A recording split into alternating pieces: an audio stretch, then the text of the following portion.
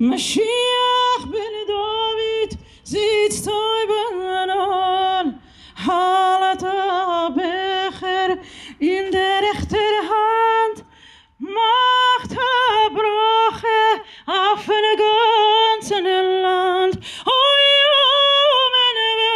Amen, das ist wahr. Pod našimi nohami v zemi spočívajú naši predkovia a vaši spoluobčania. Učitelia, podnikatelia, lekári, rabíni i obyčajní ľudia. Tam, kde končí proste tá historická pamäť, tak tam je odsudené to ľudstvo proste urobiť tie isté chyby.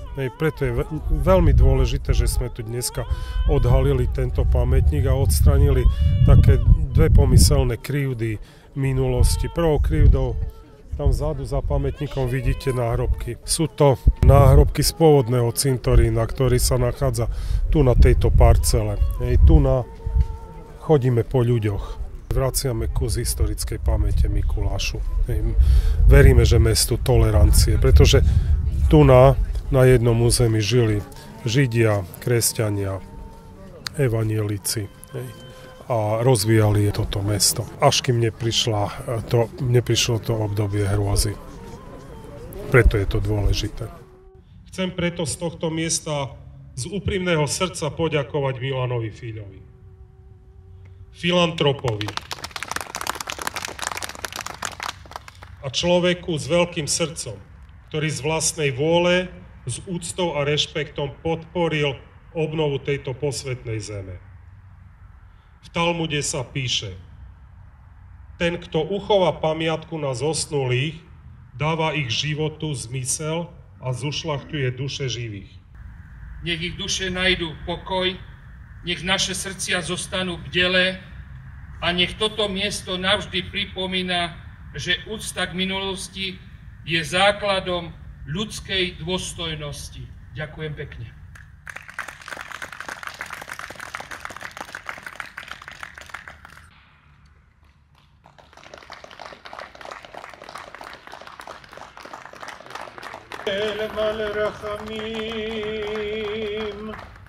שוכן במרומים, Tak ja si myslím, že je to posvätné miesta, tu oni ležia, takže sme zhromaždili všetky síly, ako sme zhromaždili nielen v Ružomberku, v Dolnom Kubíne na pamätníky a tak ďalej, v Brezne, ale toto je tu pamätné miesto a myslím si, že sa tu patrí, aby tu oddychovali na tom posvätnom mieste. Tí ľudia si to zaslúžia, je to pamiatka na nich, na to, čo sa tie krivdy stali a vôbec nemôžeme pozerať na to, musíme mať to v mysliach, nielen pozerať na to, že ako sa robí neprávo, hej, alebo ako sa stalo neprávo. Treba sa pozerať do budúcnosti, mať otvorené srdcia a už aby nikdy sa to nestalo. Avinu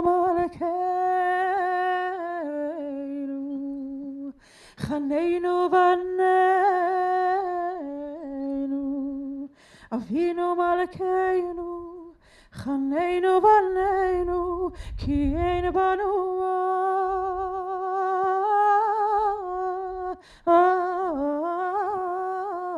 Asim, Asim Anu,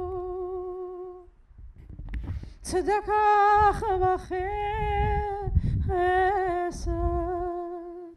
Asim צדקה וחסד והושיענו